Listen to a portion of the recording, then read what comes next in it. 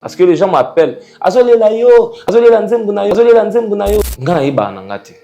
En tout cas, nga se wana mamba YouTube na yedi yango te. Na koti ce qu'on va commenter, na ndumo ba te bazo commenter, mais belle vie. Nzembo ya théâtre sans souci, comme ara nzembo apé ça mon passage. Voilà. Donc comme sur le si on va recréer maman théâtre sans souci. Donc né mo penze mono sur ba yo qui va raisonner maman théâtre ya belle vie Candy. Je n'ai jamais parlé avec lui au téléphone. Il faut travailler le romoko, le silence. Le frère Mike Alamba. Ouais. Yo mo talika comme on est le fruit de l'esprit et ça les sous-soutés.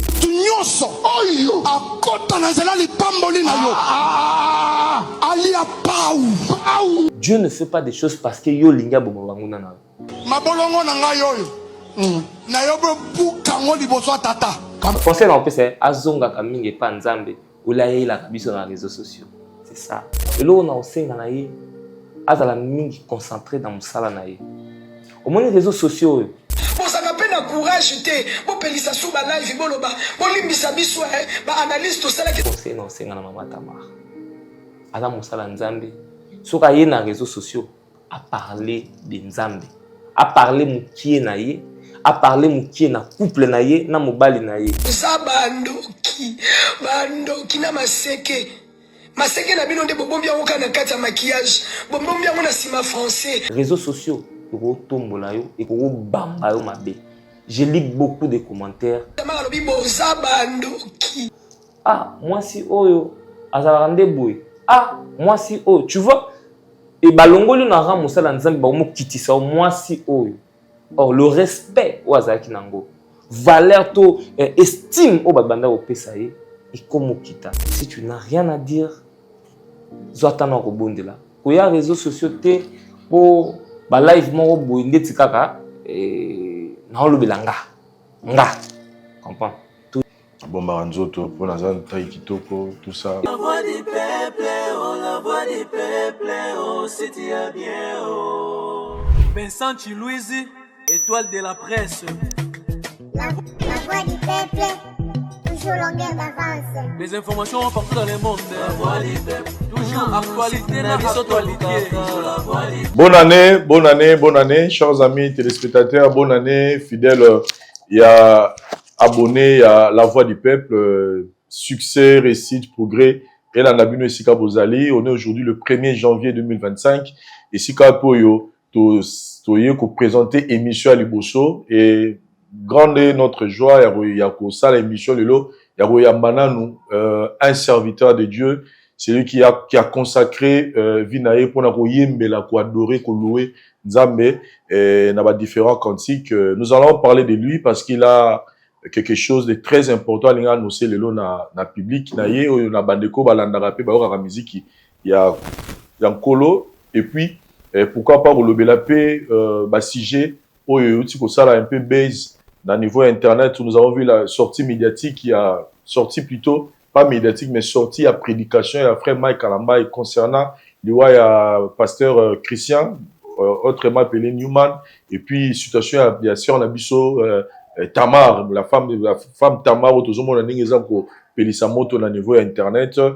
Nous allons parler avec lui. Lui, c'est le frère Deo Mwanda. Parce que Zali Nzembo yo to mesala oyo to yeba yo et ça la pe succès ba neromi ba retrouvera Nzembo na ye na ba différentes séries télévisées au Belvi Candy à présenter à biso et puis na VT Pro de Zali pe deuxième chaîne à biso à cinéma bon to ra Nzembo mususu peza générique na ye et puis partout to yora ye batu mingi ba c'est pour la na ye frère de Mwanda. Bonjour et bonne année. Bonne année Ndeko Vincent Chilouise et bonjour. Message à Liboso pour na ba fidèle oyo balingara koyoka ba cantique na yo ba mélodie na yo ezani ni pour l'année 2025. En tout cas na bana nzambe nyonso na présenté on bavait le meilleur et je leur dirais que année 2024 c'est l'équipe au côté na année 2024. Mutumoga na taille lo mon statut mutumoga lobby ce qui toza 23h le 31 décembre 23h50 tozaka molili 23h55 tozaka molili so to komi 0h to ko déjà le 25 2025 tozaka molili donc le lobby te ke lokwa toza molili année changer te donc même si tu vois que et là on a aussi des makas et pesamité ba que quotidien saison sous sa vie. Très bien. Donc nzambazo bon ça me bien pour la mission en 2025 ba o balelaki nzambalingi ba sekasiko ba oyo bazaki na pasi nzambalinga consoler mitema. Donc pour moi je souhaite le bonheur là-bas dans nzambe nyonso et tout bomba ici na mitema toujours. Frère Deo depuis 2018 au bimsela biso nzembo asuka et ti lelo ti 2024 ozo pesa biso ka ba live tout ça. En fait c'était quoi? Bon d'abord Moussa o esenga ma bebele et ezateke banzembo ezate mais opportunité na ko ba epesa magité parce que Moussa o ezalaka makoki senga makoki. Alors cette fois-ci j'avais dit so ezaka pona bimisananga ba audio nde to salaka na mona yango pena intéressante parce que lelo ba CD était comme assisté. Faut me faire un projet na clip mbala moko et bimi bana nzambe ba zui clip ba o ba oyoka CD ba so bi ba flash so bi télécharger na ba plateforme ba sali mais plus vidéo ezala et accompagner parce que la plupart ba nzembo belé betamaka ils ont ba clip té faute de moyens. Voilà. Naningi nazo on muke sima pona ko parce que ezaka na mutu moko a redécouvrir Frère Deo Mwanda lelo. C'est vrai que batu belé ba ebio, j'étais surpris. Nazangi na ndako moko na France, na Paris. Na moni pena ke bazu beta banzembo na yo, ngabi Frère Deo Mwanda nazarane na Kinshasa, na poto donc ozo pas blague et puis ozo poser ba question. Oui, Frère Deo, oui, na Frère Deo Mwanda, mais il y a aussi des gens ba ebioté.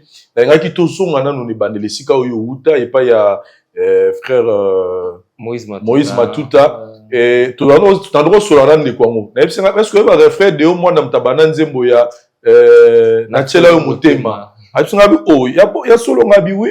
Opesaka ye mon frère Moïse Matunga bité za Frère Deo na tuna cheli yango c'est là ka yoki mungongo na o izaka yeko bon ngabi bon en tout cas ceux na yambi Frère Deo moi na osenga ye asala batu moi bandeli ya nzembo na yeba pona ba référence c'est important mungongo ekina ba vie mon va essayer na tela yo motema na zo eloko opesanga na moyo yo butu epimelanga obongiselanga yo mokili bebisa ye ozongi selanga ya motu ya na bungisa ye yaya na ngai parti wana yo mto yembango parti wana en fait na mais na clip ozala te nene bon histoire nzembo eza ndeni to yiba nzembo na studio on n'a pas répété ça na ba préparation album to ya parce que to salaka studio na ndako ya frère Moïse na ndako na bango c'est ranzo vendre pas na bango na Rigini et pas papa na maman et wana nanu abimité studio za ki wana ba matériel na chambre na ye alors toya je me soucie pas toyo kinzembo et abisinga de nzembo to yemba mbiso mbale nzembo to yemba mbiso mbale yo yembali to sala dio yo yembi likolo nga na yembi na se et c'est président likolo makasi nga ko yemba na sa tenor na se na mona ngo na souffrir luka moi moi si yemba na to nto sala projet to benga fimo ba yemba nzembo. Il y avait une fille, Nova Nangaba, je pense, Roda. Je la salue, place Aza, je sais pas. Ce qui n'a mon kala.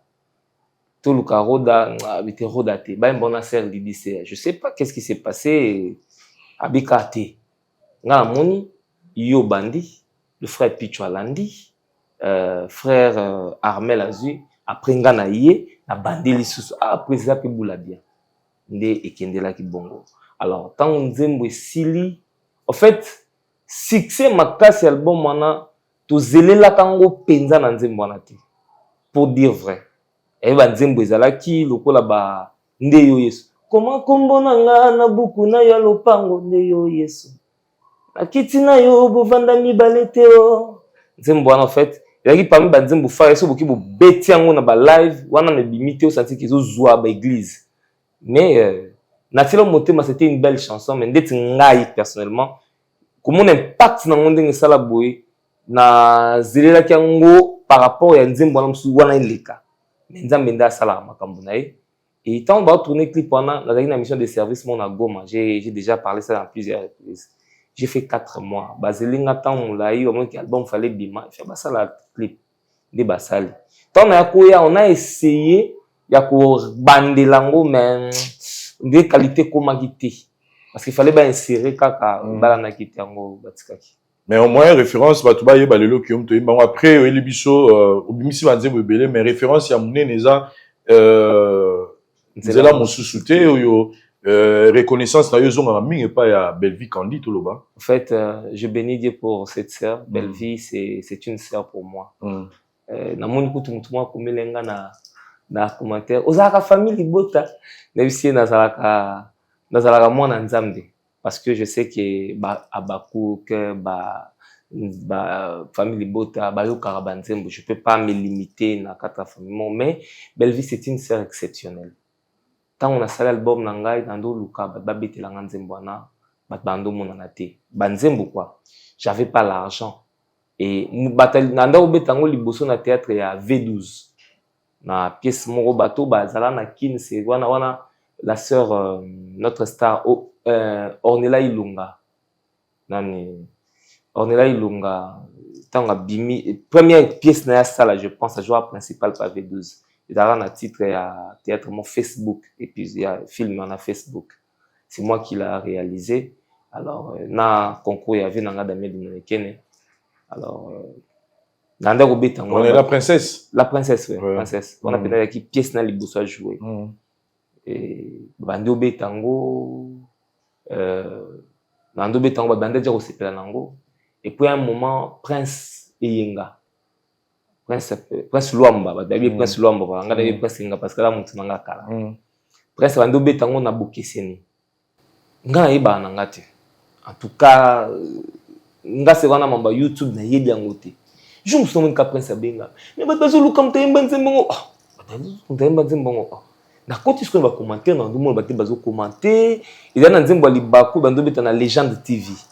Batu bazo commenter banzembongo en tout cas na satandaki na ngote. Nefse ka nzambe na mbongo sa promotion te. Banzembo yango moko esala promotion na yango moko. Au mona nzembo lokola banzembo wana ça date de 2011 on est dans 6 studios. 2010 na okoti na studio, 2011 na 6 studio Sika. Après tout marché 2015 j'ai essayé de sortir ça simbité 2018 na eko remixer yango pour na pesa ngo qualité bien de na robi misango. Mais Bellevie c'est une sœur exceptionnelle pourquoi? Batu na luka ba betela ba nzembo wana bando boya. Parce que biso ba artiste étranger nzembo sali succès ou déclarango. Du coup, il pénalisera la chaîne. Banga. Mais c'est une sœur où a pésenga confiance. Un frère de pésenga là. En fait, je ne m'attendais pas na succès. En tout cas, si je peux dire, c'est que je ne peux pas marcher les mots. Nzela Bellevie. Nzambe, Lola, Nzela Bellevie. Là, je veux être reconnaissant. Très bien. À chaque fois, cette sœur se coupe naïe à Tikanga Bonote. Parce que les gens m'appellent, Azole la Nzembo na yo, je leur dis, ceux qui n'appellent ça quand Nzembo na te, belé et yebana pété. Soit bétango, soit na déclarango, Nzembo na yebana raté. Donc, le peu haut, il y a beaucoup de temps à Kabeli, Rovanda, frère de yo. En tout cas, je reçois des cadeaux. Même pas naïe. Moutou déjà son belanga voiture. Nanzembo wana. Je me souviens quoi moto, sermon na pota benginga. Allô? Et si je suis sur une moto, je vais vous rappeler après. Ah, comme quoi? Ma star sur une moto. Papa, lobi nangwa tinenga mbongo na somba voiture. So il a déclaré rango mettant sous ayeba angote. Na obeta concert nanga ya showbiz, il y a une sœur que j'aime beaucoup à Linga Bata na Kombonete. Il m'a donné $5,000 pour un concert nanga showbiz.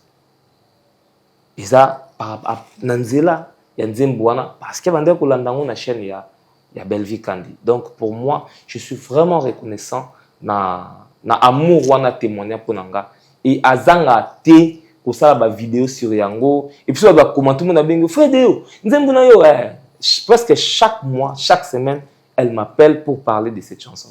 En tout cas, Nzama Pambola et Sika Azali parce que comme référence, Nzembo il y a théâtre sans souci, comme Nzembo a fait ça mon passage. Donc sur le maman création maman théâtre sans souci. Donc némo Nzembo no sur ba yo qui va raison maman théâtre il y a Bellevie Candy.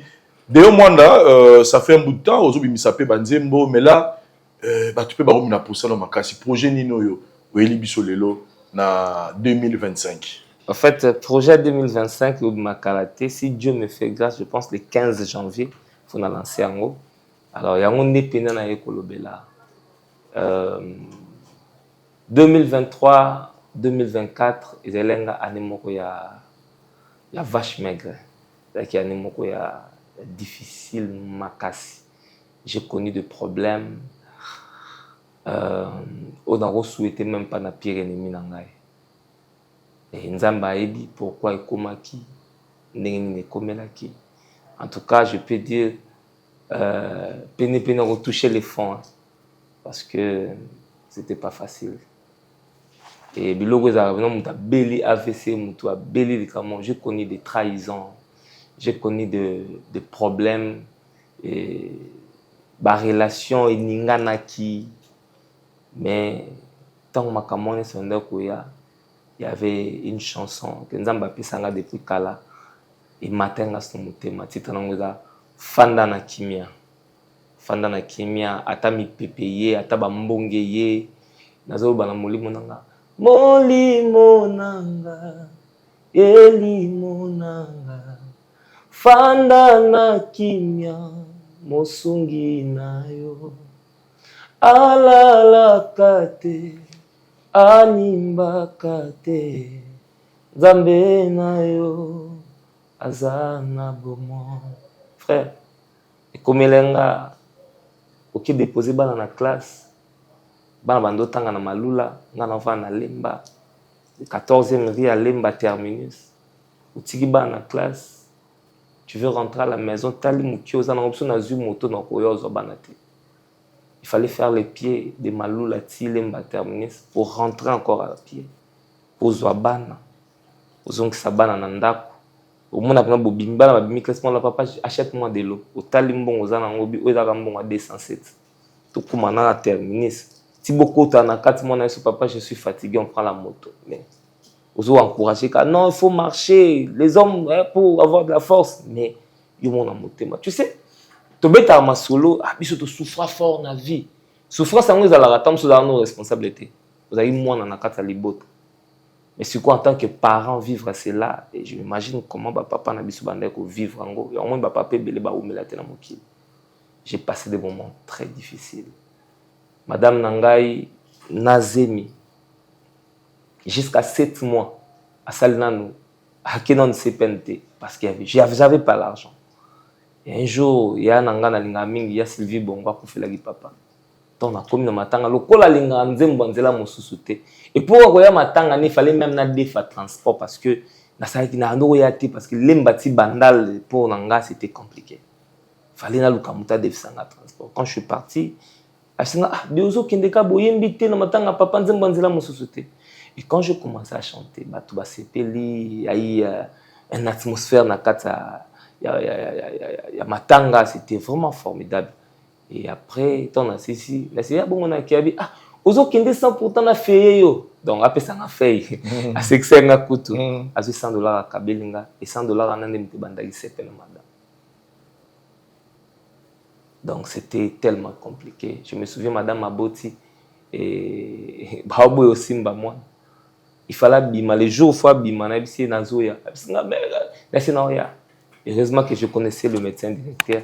La bengeka nikola pa ndo mbanga na passe na kopelete mkwanda ya mbinga vendenge nini c'est nga petit na nazana hôpital madame Mabota ya boti bon c'est ngana mbongo tabi kende pas chez sonner passer ngai ko passer na passer abisi bango bocha nyoso na ba frère ngai.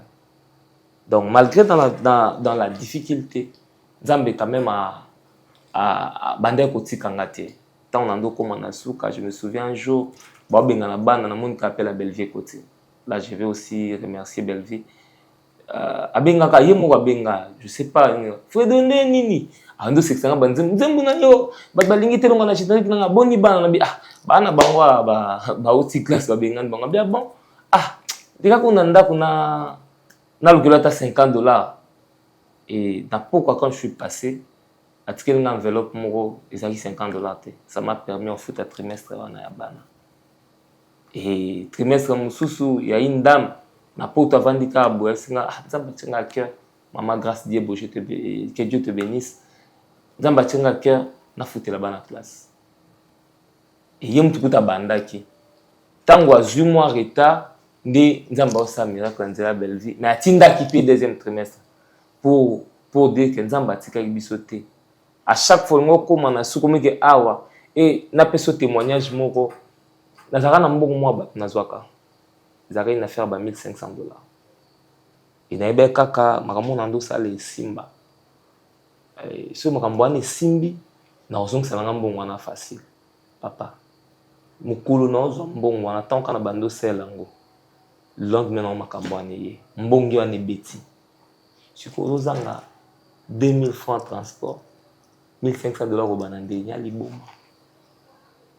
Na ndeko na ngai grand frère na ngai général ayemba nzema bi. Lolenga nzambe ko saleza liboma pona babi. Ba o ba bi nzambe te. Frère.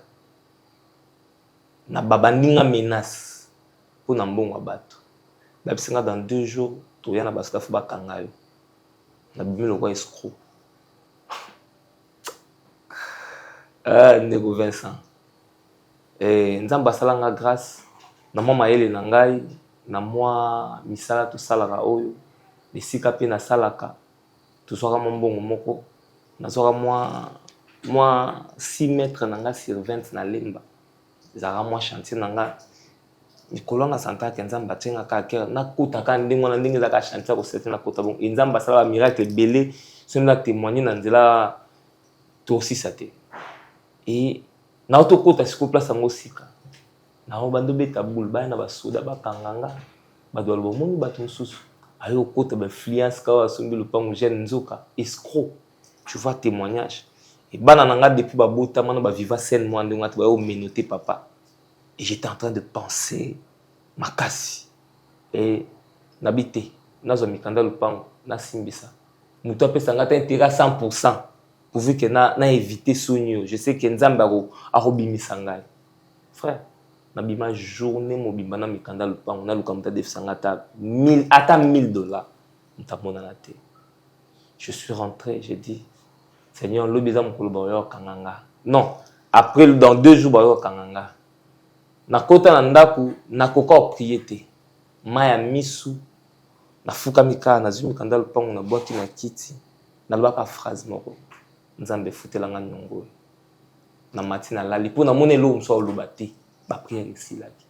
Tant na matina lali lobi na bimi. Na zusu mikanda lupango.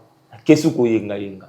Pendant ça tongo na bimi na tiki bana na vandi quelque part na ina zu bango. Na kidozongi ndako. Tant na bimi na bundi na zute. Na ina zu bana. Kokoma na komi na ndako na monti ndenge nzoto molimo ngobi bana nzoto. Na lali 30 minutes avec il appelle moi écoute. Allô tu es où? Ah, est-ce que vous avez un bureau dans la siko?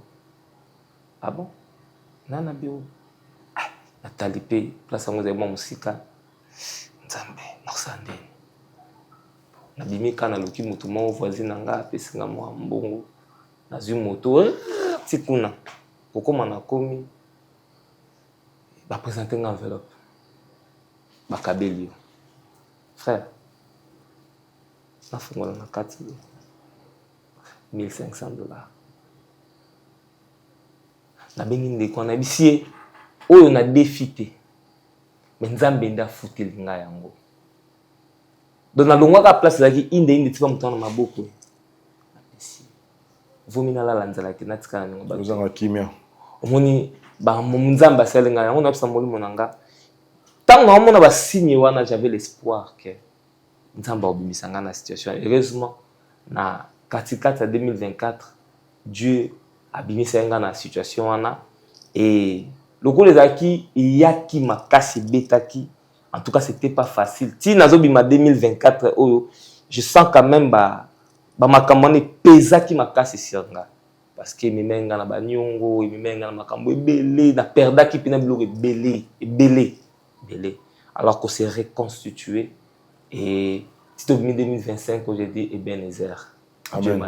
C'est la raison pour laquelle Pesibiso Nzembo Fanda na kimia. Parce que na début na on azoloba na ye bibi sika na lona kondima nanga monene na ye na koki sangoteo loboko na ye tonda nanguya abatela kanga.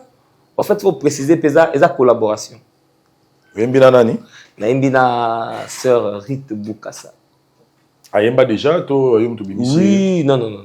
Ayemba déjà. En fait, on a trouvé na TikTok. En fait, on a connu na TikTok. Bato balanda musique na biso pe lelo. So beti sœur Rite Bukasa au monde à travers le frère Christian Mukuna. Elle est brune comme ça. Malheureusement, à cause de la clipté. Pourquoi? Bon, à cause de la clipté, le programme n'est pas coïncidé. Jour où on a tourné, on a loué le matos, tout ça, le marambonion sort. Le matin, ben numéro zo les 12h, nous t'a rappelé non, je suis à Point Noir, tout Kenya frère Christian Mukuna. Donc tu check, tu engages déjà des dépenses en bossa qui j'avais pas le choix, na benga qui une sœur de Mbarana qui configurait. OK. Mais voilà les accords. Voilà les accords. Tu te rejoins dans la date nini? En tout cas, d'abord, na connaître Bitumba. La vie est faite de ça. Hein? Les obstacles, les défis sont des étapes qui nous permettent d'arriver à notre objectif. Pour sa projet, na benga na comment place na suki na bengi papa na ngamoko basunga biso pe makasi na pesi mbote. Je me permets autant à commoner, tu m'excuses, vous m'excusez papa Philippe Lumeka na bisi papa pour na sala makambo yozo zanga pour na 6 clip na sona livrango, j'ai besoin de $500. Ah hésiter que tu passes au bureau na leki na bureau tant na zwango comme nga na mais logo moko so mutapesi nga mbongo pour la musique na dépense ngo pour makamu sustain na taliba moment dans l'exa c'était tellement dur azui ndeko moi bande ko gérer projet wana et c'est simba mbongo comme ça yo ba so tout ça na besoin de dépenses ou mission pour nga so na zwango en tout cas dans liango alors ego honorer ngate na zu engagement. OK merci ndeko azui mbongo et puis na tourna biso na zwango ego le akini ko simbisa ndeko mo changer mbongo maman mo changer mbongo na vie na bango papa. Maman vandaka be mutu ke uta suwa pouf et tout y est suko bobana aussi na mtende wana maman mbongo na biso ye mona nous faut ba évacuer mbangu en Afrique du Sud. C'était compliqué, très compliqué. Alors ça les freiner biso moi ozonga susute papa je ne pouvais pas le faire tout bundana kaka bilamba fait tout là la sœur fait aussi les robes et ou ta Turquie. Il y a une maman qui nous aide beaucoup, maman Maggie. Maman Maggie, moi on à Paris, na papa. Il y a frère Gandhi. Je vous jure, maman Tindambongo 2 fois na Turquie ba melembo. Bozela na atindi susu 2 fois ba melimbo. Ti ayo tindela ngambongo ngande na tindi eyegoya. Tant biloko ye réalisateur a voyagé. Akina soki 3 mois soki wa babana. Donc moté manzana. Mais pour souci nangeza ki ebima na ba moment nanga wana. Souci nanga penza ki angwana. Parce que na linga té tango makamunyo sur aussi la ebima pour nanga na no pendant que je passais des moments. En fait, c'est une chanson témoignage. Alors, mais Dieu nous a fait grâce, on est à la fin. Maintenant ce que réalisateur n'est pas au sur ça moto. Zela. Normalement, fait dans cette 10h les 4 ou jusque là dans la possession en côté Nazaki a rassuré qu'il y a déjà tout va bien. Alors dans cette 10h les 4, les 15 projet bien. Continuons à espérer que avant les 4, on a encore aujourd'hui nous sommes les premiers. Donc continuons à espérer que avant les 4 et 10h puis les 15 mais yoza mo salianza mbebi que Bible aussi sûr que les projets qui forment le cœur de l'homme, c'est le destin de l'Éternel qui s'accomplit. Donc, toi, tu peux dire quelque chose. Ngana kani ezalaboza boza mukolo mukili ayebi momani no esengeli il faut zwango donc yoko mona on irait za obstacle zoka nzamba bi forme pour nous des projets de paix de bonheur. Donc projet nzamba ezara bonheur donc soli kamno zo zelezo umela dis-toi que mukolo mukili ayebi momani ni fois peso. Mutima nangeza akili. En fait d'ailleurs nzemo na yemba na loba asalaka makambo nyonso na tango ekoki ayaka liboso to na sima tango te ayaka na moment voilà Donc, motema batela et Frère Deo, je voulais que toi me capes sur la paix l'actualité au Italie monde il y a au Italie to bien la musique chrétienne bon tout le bara bonzambe Italie bonzambe na bon na biso en général 2024 au Italie bino ba chantre ne Italie ba église comment vous pouvez analyser en général les mambo kenengeni. Au fait nyonso comment ezalango eza surprise te panzambe parce que faut que bango ke mokili oke na suka et yesu masi etikala moki azonga na profiter dans l'ancien appel na ndeko aza ko hésiter ko yepa yesu oyebi ngonga te oyebi mokolo te yesu kala tazoya makambo nyonso ezokomela biso nzambe alobaka eza na bible papa eza na bible tango omona que mabe kotiti na kati etonga pour comprendre que yesu masi akala tazoya. Aujourd'hui tozo assister na ba buzz na ba nzambe. Aujourd'hui tokomi tozu communication to lekisi yango liboso yesu aye na sima parce que to luka gloire na biso qui gloire à nzambe. Au mona comment bandeko belé baza ko se comporter. En tout cas je ne suis pas là pour juger. Yo mo talika comme on le fruit de l'esprit eza les sous-souté. Les fruits de l'esprit eza les sous-souté qui biso kingai. Tu verras façon qu'on se comporter à bananzambe surtout et belé à balanga nzembo ba bimi na mbula oyo. Et tu vois il y a des projets au monde que projet open basal et ça mi nonga pona to luka mbongo. Projet et ça parce que il faut nabinisa. Tu vois, il faut nabinisa. C'est comme si ngam na charge à robinisa bananzambe. En fait, Dieu ne pas dedans. Comprendre. Je ne sais pas juger. Na ndenge na biso bato tala parce que nzambe mo ayebi ata na kati tote. Nzambe mo ayebi. Alors mais na ndenge na biso bato ko mona na ndenge pe tote yama, tu sens que ça c'est pour l'argent. Et aussi makambo bien comment qui je bénis aussi ça fait presque 2 ans 3 ans l'avenir Madjabou ils ont continué à propulser bananzambe. C'est à nous, chrétiens, de saisir l'opportunité. Et on s'ala bien. Il y a témoigner, il y a soutenir. Il y a soutenir en bien. Ils ont dit que tout, il y a tout ça, parce qu'on a besoin de bon Madjabou. Mais bon, on a besoin de permettre biso tout est à l'ibota nanzambe et permettre biso évangile et comment bisque bando komate. Moi, parenthèse, par rapport à couple Madjabou, on doit le reconnaître, comme vous avez dit que Bino musicien chrétien bo souffrira pe makasi na Italie soutien c'est-à-dire que ba mutu moko bo amiser mbongo na ye a sala makambu ya Italie déjà yo moko de choses na problème ko mona couple moko balali couple balamuki na tongo balobi ba sunga ba musicien chrétien ba propulser ba musicien chrétien puis ce qui est positif avec le couple Madjabou aussi je dois le dire c'est-à-dire bateau bazo soutenir tout le monde appelle banzemo na bango ezobima et ça peut ba succès parce qu'on doit le reconnaître qu'en 2024 ceux qui ont banzemo yo et beti et sali succès ça ba musicien o ba bimi na couple Madjabou un mot par rapport à bon basé belé mais en tout cas bango ba rose appel 100% baza 70 ou 80% la mission ba bisi banzemo na 2024 et sali succès baza bateau yo ba bimi na Madjabou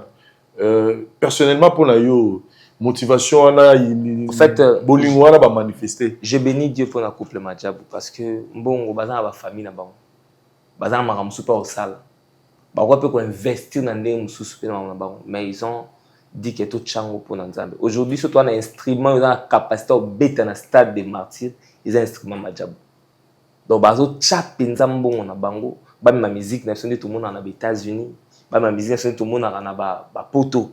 Mais le cas n'a senga na biso ba artiste o to zana kati ba o bazana kati parce que moi je suis pas dedans et gloire à Dieu biso juste ça appelé ta kozala kuna le jour où on nga pe comme ba benganga si Dieu le veut je pense que vous avez problème té mais ba o bazakuna ba o bazo porter haut et fort étendant en mboka na biso.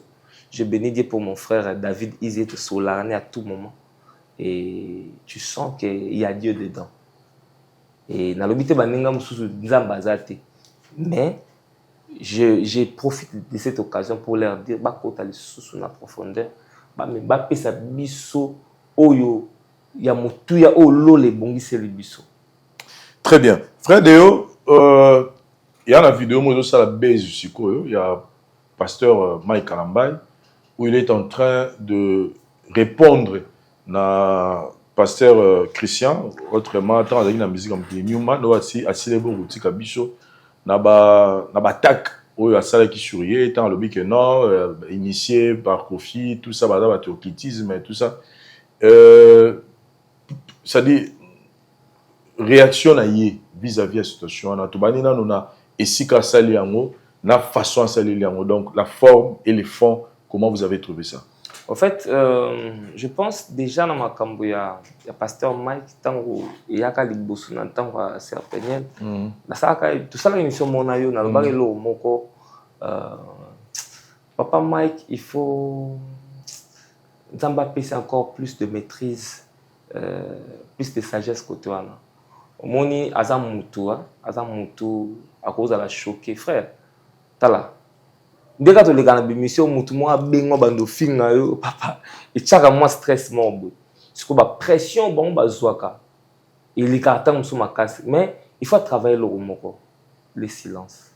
Le frère Mike Kalambay. Ouais. Bide et le romoko. Le pasteur plutôt. Le pasteur Mike Kalambay. Bide le romoko, gardez silence. Moi l'Éternel je combattrai pour vous. À moi la vengeance et la rétribution. Badbaro lobelo repona yo. Nga na sepelaka mingi na ba calme maman Laure. Tu sais la sœur Laure Mbongo a finga ma père. Baloba mambu belé na kombo na ye. Même concernant mobali na ye, mais des fois boyo kaka kuna za ko yinda yena mobali na ye kuna mais jamais alika na TV fongola mbanga na ye à parler sur couple na ye, à parler sur ndenge bato baoloba na ye, à répondre bato. Moi je pense que c'est aussi une bonne manière.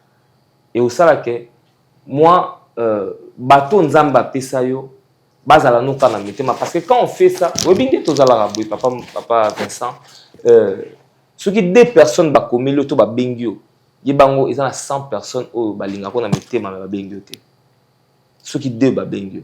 Alors, ceux qui ont 1000 personnes au Bengake, ils attendent 1 million de personnes au Balingakaye. À cause de l'acte moko, et cause de la ke balongola, moi bolingoana. Ces derniers temps, na comment même na statut na toujours assister na ba prédication moko boye. Obi bible lobi to linga banguna na biso. Mais le ba prédication le comment boma monguna na. Tumba monguna na. Ba samba bisika bazali. Ba zika bisika bazali. Est-ce que c'est vraiment ça, c'est que l'Éternel nous demande, parce que tu as ma coquille à boire comme moto, il faut te boire comme moto. Est-ce que tu as des penza na o Bible Italie sibiso? Deux fois, tu connais ta trahison dans la vie. Même temps sur mon madame nanga, yo penza, je suis un chrétien. Ozaka yuma parce qu'en tant que mutu akoko suka. Yo penza yuma au lieu naza yumate non ça o nzamba yusinga nazo témoignage moko ya un pasteur ayoko ta sika na quartier tellement ba prière ne bande ko déranger monde de ténèbres. J'aimerais que ba chrétien ba yoka témoignage bande ko déranger monde de ténèbres makasi ba sali ndenge ba sali réunion ba si papa mo à quartier yo kota na ndako ne osa boy pasteur kana vanda aotanga bible moi si nazolamba bana ne ba osaka amunka papa mo akota gifle mbata mbata pina na bana na mwasi basutuki batali. Le pasteur a fait quoi? Azuka bible na ye akangi akoti na ndako mwasi alandi yo comment ko ozala boye ba betcho na misanga olo répondre yo mobala ndenge mwasi bandoloba pasteur alobani ni o. Tu sais 2 semaines après qu'est-ce qui s'est passé? Muto abetaki mbata aye kosenge pardon. Abi ndenge naza boye naza leste na échoua ki na mission nanga. Atuni échoua ki ndenge nini. Abi moni ntango na ko beto mbata. Nazela ki réaction na yo. Tango yo linga ko silika, linga za suna contrôle te. Linga za suna maîtrise te. C'est de là que j'allais profiter na koti. Na opérer na sa logo, logo na ngana sala. Na yiba yo logo moko. Mais tellement au pesa ki nganzela wana te na échouaki na mission nanga babeti ngai nde naza boye na ye nalanda mpe nzambe na yo nabongola motema. Dieu n'aime pas que le méchant bakufa na masumu. Et il veut que tous soient sauvés et parviennent à la connaissance de la vérité. Voilà. Mais quand tu vois aujourd'hui pasteur Mike en train de dire aux gens que 2025 autour kola na rubundi sa vie na yo nzela na ye eza tous à la claire à kukufa. Mais alors que toi-même tu viens de nous dire que la volonté de Dieu est là pour que tout le monde soit sauvé. C'est la raison même que Jésus-Christ est venu. Jésus-Christ est venu pour les mauvaises personnes. Et Dieu nous dit dans sa parole que nous ne luttons pas contre la chair et les sangs, mais contre tous les esprits qui s'élèvent. Donc, quand on commence à souhaiter la mort dans le de ça, je ne connais pas toute la Bible, mais comment vous interprétez ça, par exemple? Bon, en fait, Dieu nous a donné le pouvoir. Dans mon corps, il y a déclarer vie, puis il y a déclarer kufa. Tout ça, en tant que moutou je déclare quelque chose. Et quoi pour Salima? Mais la volonté de Dieu, c'est que moutou a kufa na masouté a bon la motema. Mais en tant que moutou, ça peut na pouvoir na koloba. Mais est-ce que Dieu a approuvé ma démarche? Question mark. Parce qu'il nous dit que c'est à lui la vengeance et la rétribution. Voilà. Ngaï, je ne sais pas juger notre pasteur, je ne sais pas. On ne juge pas, on est en train d'analyser. Voilà. Je ne sais pas. Peut-être qu'on a bien la raison, voilà. Tout ça. On veut juste comprendre. Tu peux, à hôtel Ngaï, pasteur Mike Alambaï, c'est sans arrière-pensée. Ça un peu moins difficile dans une émission. Tu peux peut-être trop salané par occasion parce qu'il y a des gens concernant locaux. Peut-être nous n'avons pas compris. L'oroni n'a pas coupé ça comme message. Si l'occasion peut se permettre à bien s'habiller sur la voie du peuple, il y a la lumière, il y a la parole de Dieu parce que c'est un homme de Dieu, c'est un serviteur. Il connaît peut-être la parole que les gars Bissot. Je dis peut-être parce que mon dans la suprématie. En fait, témoignage quand j'étais enfant, tu vendais dans le pan au moko, il y a famille.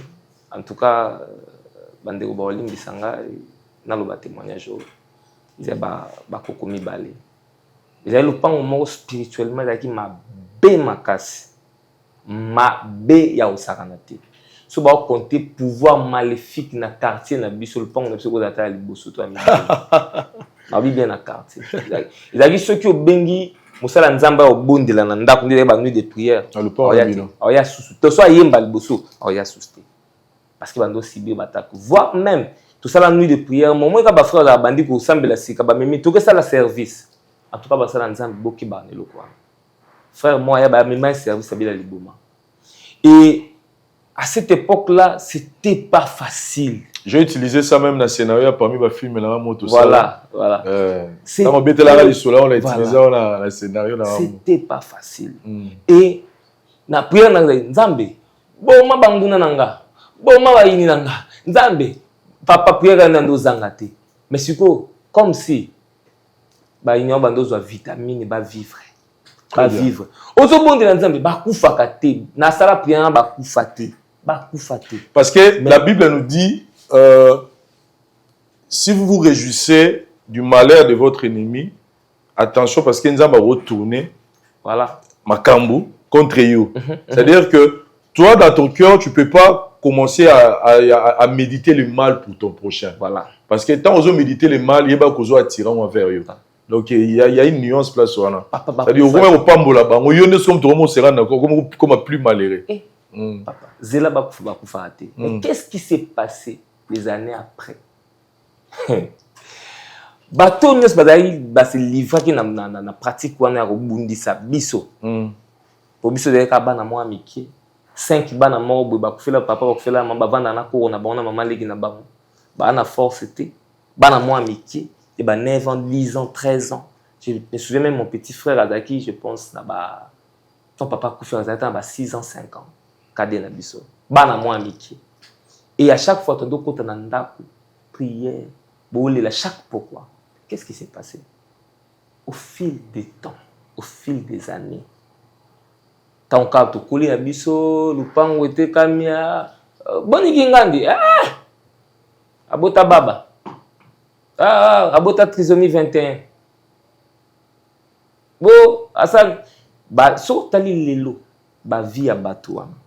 Otali na ba omona bina oyo butu namo. Tu sens que bah oh baza vraiment na punition ya Nzambe. C'est ça maintenant, donc c'est-à-dire vous avez laissé le temps à Dieu Nzamba à sali na s'occuper de la vengeance na Nzamba sali ke batana ba mona ondengo za ko évoluer. Très bien.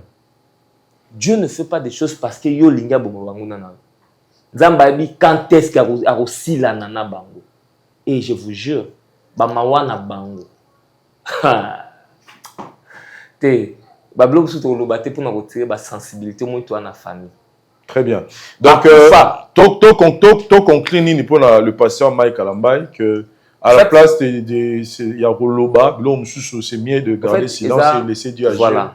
De garder silence. Surtout que Yeaza, bisomo to monaka, neni na bundisama, neni nzamba longi saraye. Tala likambo na ye ya libala place esukeli. Marambia, moi soyez qui a Zawad. Aujourd'hui, nous tous on a vu comment Zawad on a compris que c'était. Tu vois comment Dieu l'a exposé. Voilà. En fait, dans le moment où on a, si on peut garder un silence, nzamba nga sa musala na ye, na ndambo bato ba perda ki moi estime na ye, ba nga bazonga na bango. La preuve en est tout le monde a stade na ye. Voilà. C'est le stade où ça la plein dans moto ba linga raté ba royane ba ya wana. Il faut moi ba mission ba lobi ce qui passe mingi kangio mi kakatana toni tanga kama pamboli kotika moko te. Tant ba difficulté sur na vie, banda ko tanga na kutana likambo ya Peniel. Nzambe abimisanga molongi. Na kutana likambo ya Zawadi. Tala Nzambe place abimisanga. Tala su likambo yeye. Gardez silence. Le frère a koufi. Soka lobi a solo. Nzambe ka yebi. Soka lobi lokuta. Nzambe ka yebi. Je ne viendrai pas me justifier liboso bato. Non, ya kolela liboso. Nzambe abenganga. Nzambe obenga po Yesu mo babenga pe bel mona Belzebul. Babenga ndoki, babenga magicien. Aloba pe ba obenga biso ba. C'est biblique papa. Nzambe tala pena makambo ko mokomelanga olobi nini. Azonga conseil na opesa azonga ka mingi pa Nzambe olayela ka biso na réseaux sociaux. C'est ça. Très bien. Et pour la sœur Tamar qui fait aussi du B ces derniers temps, lobby, même te sera le bac je lis quelque part, on a écrit frère maman ta maman so sœur Tamar lobby qui a bon maranzoto parce qu'il y a dans nzoto kitoko et puis voilà. Tu sais bon ça c'est juste pour blaguer. En fait, mais c'est que se passe là parce que na c'est pas une idée naie hein, na mona ki ya comment il va tout on met la femme Tamar ba ok ça mais du coup papa Vincent c'est comme si tu sais na remarqué le mot na mboka na biso. Nzambe to abimisi papa matusa moi abimisi papa babimina papa de ningo ba comme mapasa tangu sœur Laure Mbongo abimina mu babimina mama Shabani papa pasa lelo na moni sœur Marie te sœur Marie misa moza ya na bango ah OK ya na bango musika OK parce que sœur Marie to tanga banana c'est Seigneur oh la sœur Laure Mbongo na baka biso to beta sortie officielle na ciné Max na 2001 OK donc Kareza alors na mama Shabani babimanzela moko tangu na papa José Nzita pe susu ba presque ba style mais yé pena c'était plus mama Shabani li passa na ye et tangu maman Nis Manyanga bimi babimi na femme Tamar en fait baza bato yo babimité parce que maison de production moi bimi si bango baza bato babimité parce que mutu mo azaki sima na bango en fait nzembo na bango tangu beti accroché mbala mort c'est-à-dire nzambe yemoko asaleli bango promotion bien que baleka toujours na moi si ma bato mais il y a tena mutu mo achaki mbongo monde toza ko assister le mo ma jabo zo ba paquet pena pour na sala promotion donc c'est aller vite alors élévation ko kantate munguna tikio te munguna c'est munguna zanini faut sambwa femme Tama elle prêche bien na landaba biloko na ye elle prêche bien bangomba ndenga kendaka alors elo na osenga na ye azala mingi concentré dans musala na ye au moins les réseaux sociaux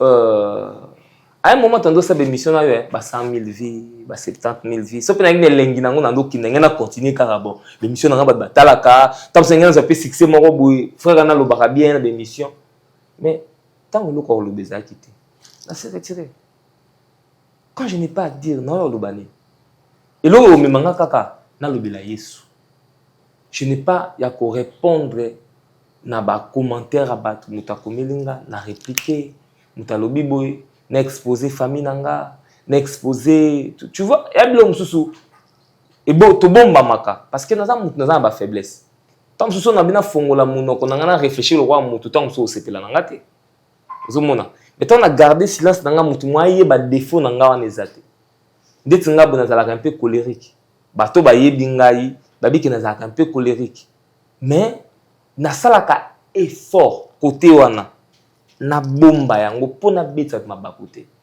tant on a répétition na ba yembi na ocha rigueur na zomema tu sens que un mot attendu et ça musala to bongisa musala mais à un moment nako lingate na fongola monoko na ngai pa mutu moka komelinga mabe na commentaire parce que tant sou elobeli nanga ekobeta bato musu mabako.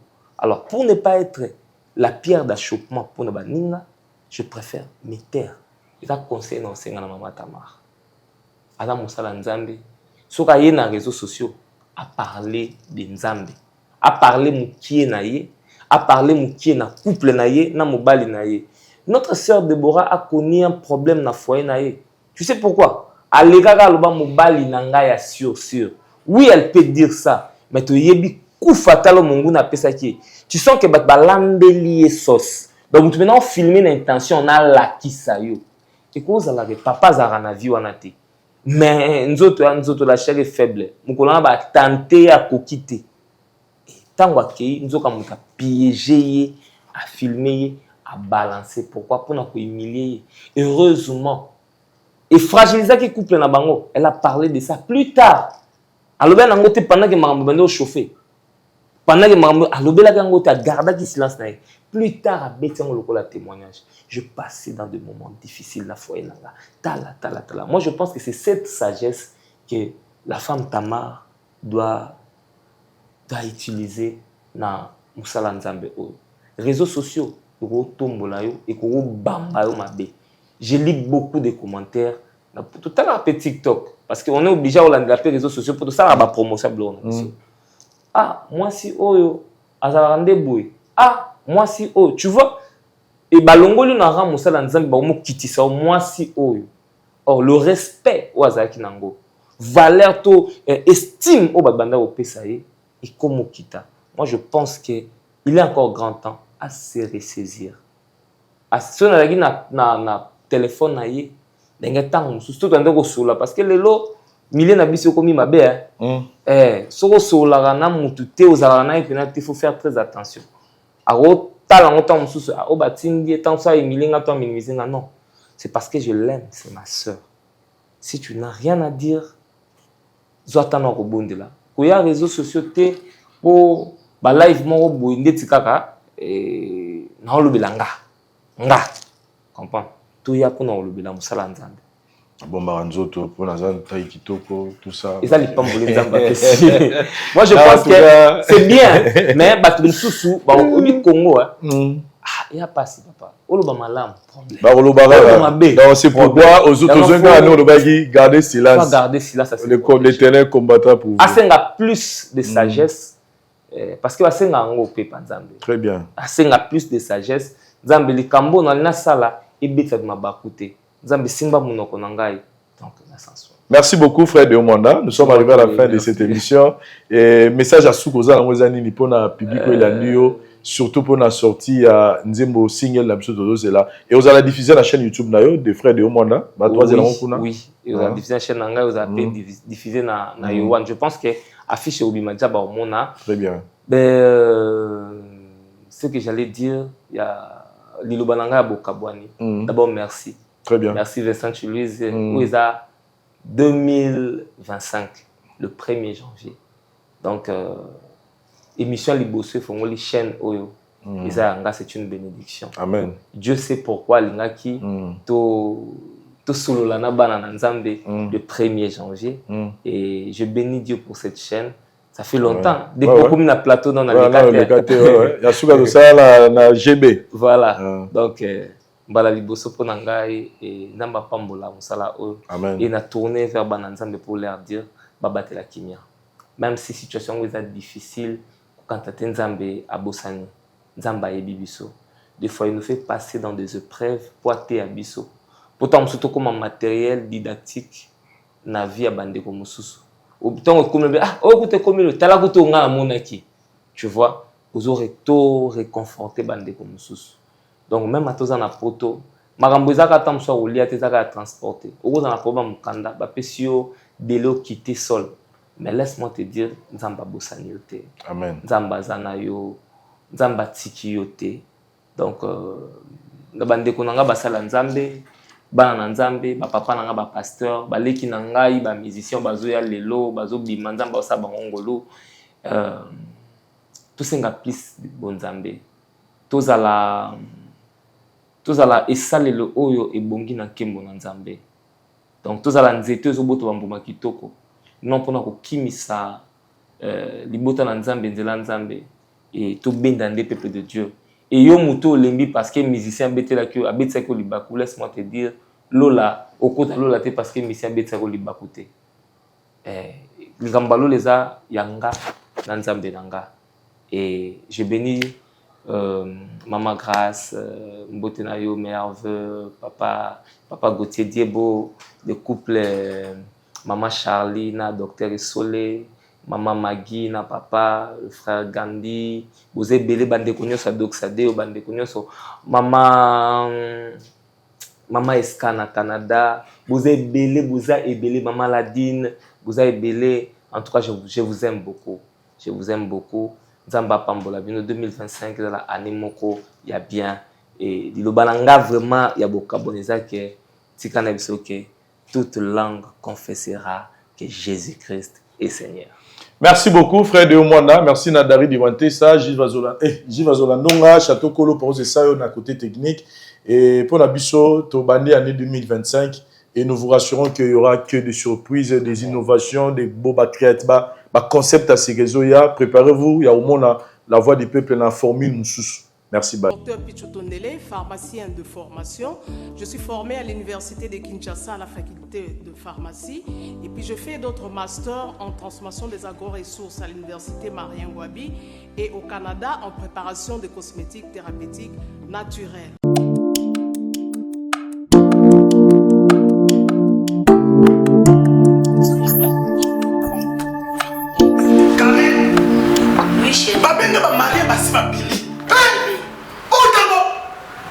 Tamponi, c'est bien mon nom, c'est mon ami.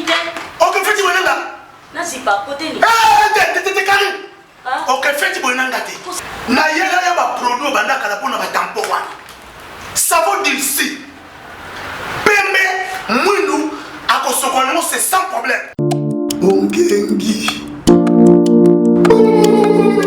Avec Dixie. La voix du peuple, oh, la voix du peuple, oh, c'était bien, oh. Vincent Chilouizi, étoile de la presse. La voix du peuple, toujours longueur d'avance. Les informations partout dans le monde. La voix du peuple, toujours actualité, la actualité. La voix du